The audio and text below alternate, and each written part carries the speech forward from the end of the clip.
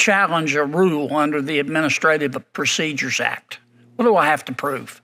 Thank you for that You are welcome. question. Senator, in the 25 plus years that I've been trying cases in federal court and in state court, I've never had to bring a claim under the Administrative Procedures Act, so I'm not sure of what's required. You don't know the answer? I don't. Okay. Is partisan gerrymandering legal? Thank you for that question. You're welcome. I think that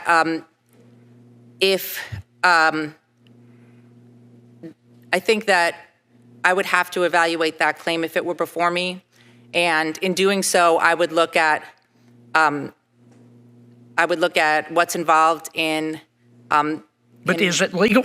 Senator, I have not had that issue before me in my years. Do you know what of it practice. is? I do understand. What I understand is when the districts are separated, voting districts, based on different political groups. Yeah.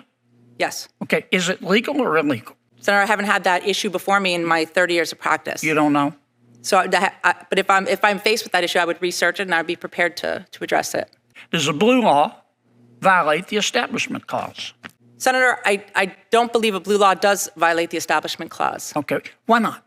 Well, because, Senator... If a legislature says you can't open and sell, let's say, food or anything on Sunday, not Thursday, not Saturday, Sunday, why doesn't that violate the Establishment Clause?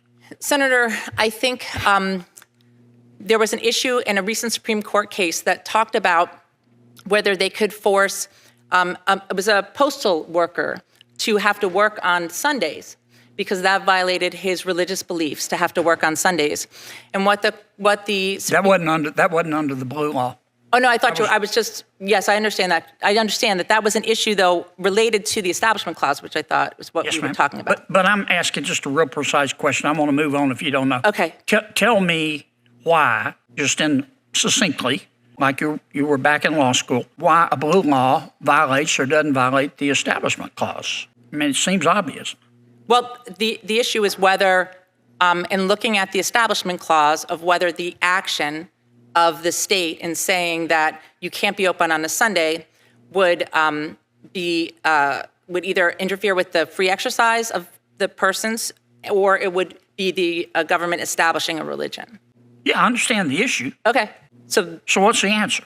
So the answer is that I believe that there's case law on the fact that there can be blue laws that allow alcohol stores or places that sell alcohol to not be open on Sundays. Tell me the difference between proximate cause and cause in fact. Thank you for that question. You're welcome. So my understanding of proximate cause is something that's or directly caused by something is cause in fact, and if it's inadvertent, I believe it would be proximate cause. But as I said, in my 30 years of practicing criminal law, that type of causation is not the type that we usually address. It's usually whether something's intentional, and that's most relevant to our criminal practice. I don't understand what you just said. I'm saying when you talk about... Let's try it again. Okay. What's the difference between proximate cause and cause in fact?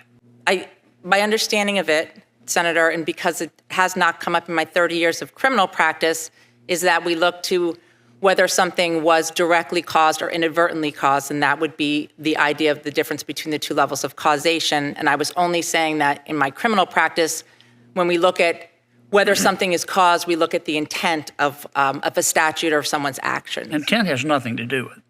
I know, I understand that. I was just simply, I was explaining in a civil case. Yes, I understand that. That's criminal. Yes, correct. Tell me about the consumer welfare standard. Right. The senator's time is close to expiring.